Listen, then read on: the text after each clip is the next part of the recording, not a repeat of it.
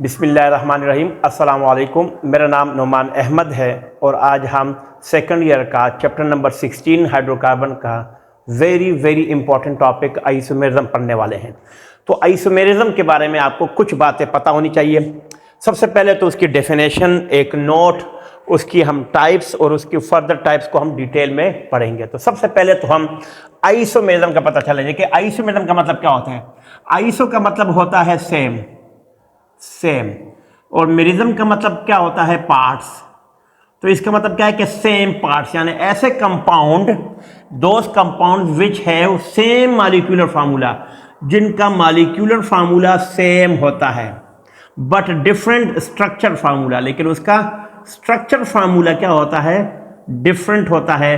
तो उसको फिनोमिनन को क्या कहेंगे, आइसोमेरिज्म। तो compounds having same molecular formula but different structure formula. अगर आइसोमेरिज्म को शॉर्ट में लिखा जाए तो बस सिंपल ऐसे, सेम मॉलिक्यूलर फार्मूला है, डिफरेंट स्ट्रक्चरल फार्मूला है। इससे शॉर्ट डेफिनेशन और हो ही नहीं सकती, ठीक है। एक तो ये, इसमें जो सबसे इंपॉर्टेंट है एक नोट है, क्या कि मीथेन हो गया, ईथेन हो गया, प्रोपेन हो गया, नो आइसोमर्स, इनका कोई आइसोमर्स नहीं है, नो आइसोमर्स। ये आइसोमेर के फिनोमिनन को शो ही नहीं करते। इस तरह ब्यूटेन के आपके पास क्या है, 1, इसके 1 है, इसके पेंटेन के आपके पास 3 आइसोमर्स हैं, ठीक है।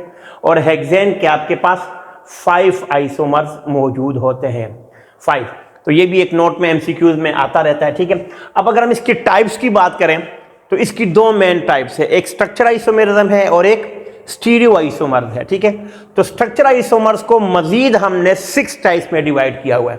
पहला टाइप है चेन आइसोमेरिज्म, दूसरा है पोजीशन आइसोमेरिज्म, तीसरा है functional group isomerism, fourth metamerism, fifth tautomerism और 6 रिंग आइसोमेरिज्म है। ये हमारे सिलेबस में नहीं है, एसएलओ बेस है, लेकिन इसको हम डिस्कस करेंगे। अब 1 बाय 1 हम इसको डिस्कस करेंगे। सबसे पहले हम क्या करेंगे, चेन आइसोमेरिज्म को डिस्कस करेंगे। चेन आइसोमेरिज्म, चेन आइसोमेरिज्म क्या होता है जी, अब हम डिस्कस करेंगे चेन आइसोमेरिज्म।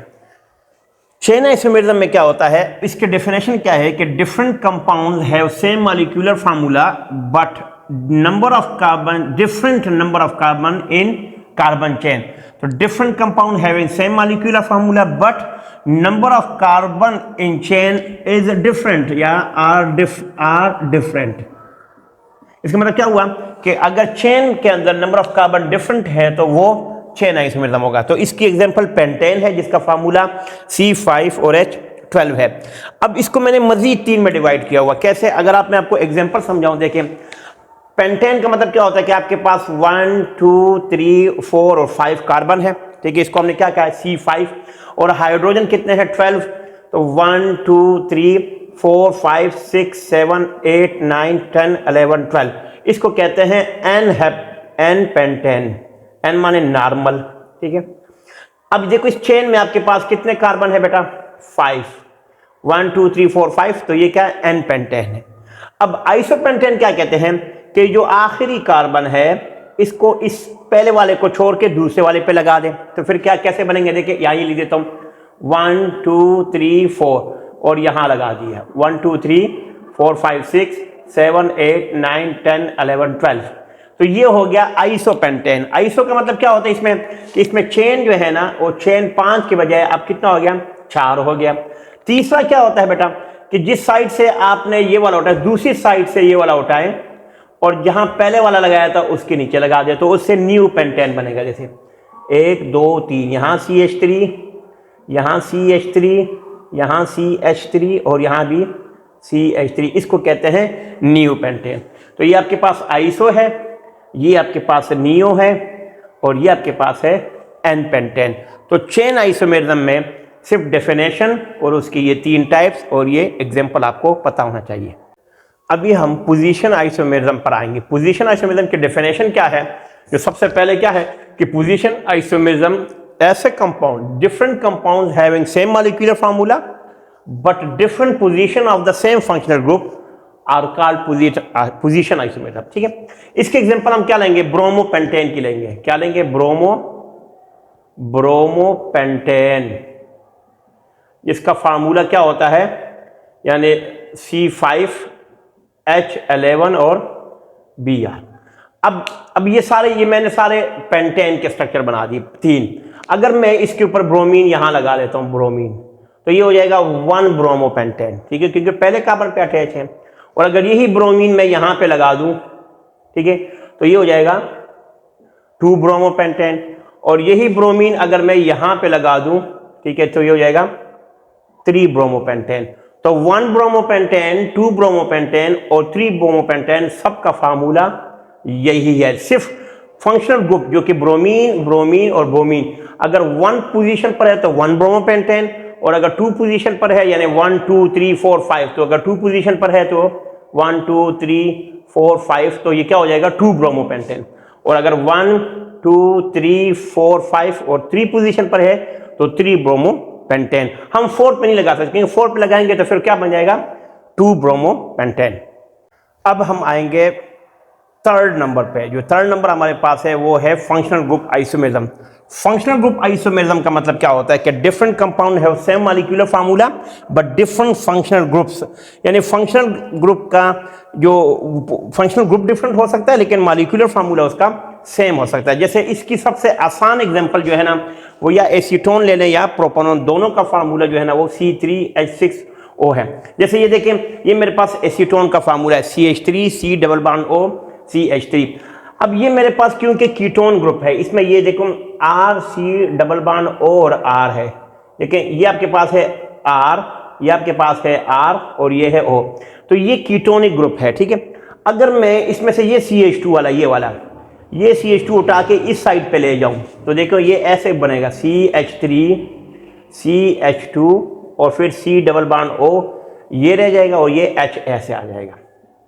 तो ये जो एल्डिहाइड ग्रुप है, अब ये प्रोपेनल बन जाएगा, प्रोपेन के साथ Al, यानी इसका और इसका फार्मूला सेम है, लेकिन इसमें ये जो ग्रुप है ना, ये CH3 यानी ये वाला, देखो अगर आप इसको देखो, इसको मैं जरा कंजस्टेड फॉर्म में लिखूंगा, ये ऐसा, तो ये कीटोनिक ग्रुप है। ये आपके पास कीटोनिक ग्रुप है, ये आपके पास एल्डिहाइड है। मैंने क्या किया कि इस ग्रुप का जो CH2 था ये वाला, इसको फंक्शनल ग्रुप के उस साइड पे ले गया हूं, यहाँ पे देखिए ये वाला यहाँ पे, तो ये एक अलग फंक्शनल ग्रुप है और ये एक अलग फंक्शनल ग्रुप है, ये कीटोन है और ये एल्डिहाइड है। तो इस तरह के इसका दोनों का फार्मूला सेम है। जो इस तरह की आइसोमेरिज्म होता है उसको फंक्शनल ग्रुप आइसोमेरिज्म कहा। अब हम एक और टाइप की तरफ आएंगे जिसका नाम है मेटामेरिज्म। मेटामेरिज्म में क्या होता है, देखो डिफरेंट कंपाउंड है same molecular formula but unequal distribution of carbon atom on either side of the functional group. यानी अगर आप इसमें देख लें, अगर आप इस स्ट्रक्चर में देखो, जैसे डाई इथाइल ईथर है, इसका जो जनरल फार्मूला है RO और R है, ठीक है। तो R1 is equal to R2। ये केस ये हो सकता है कि एक साइड पे आपके पास इथाइल अटैच है, गौर से देखें यहाँ आपके पास इथाइल है और इस साइड पे भी इथाइल अटैच है। तो फंक्शनल ग्रुप के इस साइड पे 2 कार्बन और 5 हाइड्रोजन है और इस साइड पे भी 2 कार्बन है और 5 हाइड्रोजन है।